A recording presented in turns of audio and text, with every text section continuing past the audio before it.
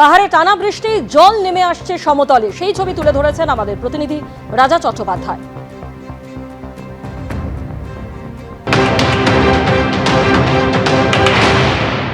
বৃষ্টির জেরে কিন্তু পাহাড়ের একাধিক রাস্তা কিন্তু বন্ধ হয়ে গিয়েছে।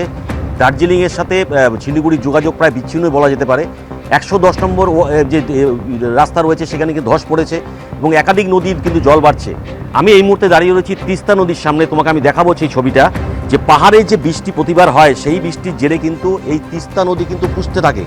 ঠিক একইভাবে কিন্তু গতকাল রাত থেকে যে পাহাড়ে বৃষ্টি হচ্ছে সেই বৃষ্টির জোরে কিন্তু তোমাকে আমি ছবিটা দেখাচ্ছি, দেখছো কিভাবে জল আসছে পাহাড় থেকে। স্বাভাবিকভাবেই এইসব এলাকায় কিন্তু ইতিমধ্যেই সেচ দপ্তরের তরফ থেকে অসংরক্ষিত এলাকা যেগুলো রয়েছে সেখানে কিন্তু হলুদ সংকেত জারি করেছে। সব মিলিয়ে কিন্তু পাহাড়ের যে পরিস্থিতি এবং ডুয়ার্সের একাধিক নদী কিন্তু জল বাড়তে শুরু করেছে। যেমন তুমি জানো যে পাহাড়ে অবিরাম বৃষ্টি হতে থাকলে ডুয়ার্সের যে একাধিক নদীগুলো রয়েছে সেই নদী কিন্তু জল বাড়তে শুরু করে। স্বাভাবিকভাবেই কার্শিয়াংয়ে দুধিয়ায় ভেঙে পড়েছে অস্থায়ী সেতু। ইতিমধ্যেই কিন্তু সেচ দপ্তর থেকে বিভিন্ন এলাকায় অসংরক্ষিত এলাকায় কিছু কিছু জায়গায় লাল সংকেত জারি করেছে, কিছু কিছু জায়গায় হলুদ সংকেত জারি করেছে।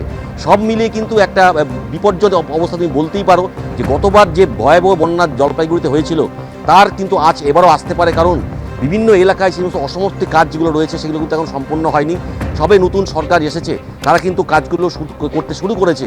ইতিমধ্যেই কিন্তু এই বর্ষা নেমে গেল এবং পাহাড়ে যে বৃষ্টি শুরু হয়েছে, আগামী 24 ঘন্টায় কিন্তু ভারী বৃষ্টিপাতের সম্ভাবনা রয়েছে।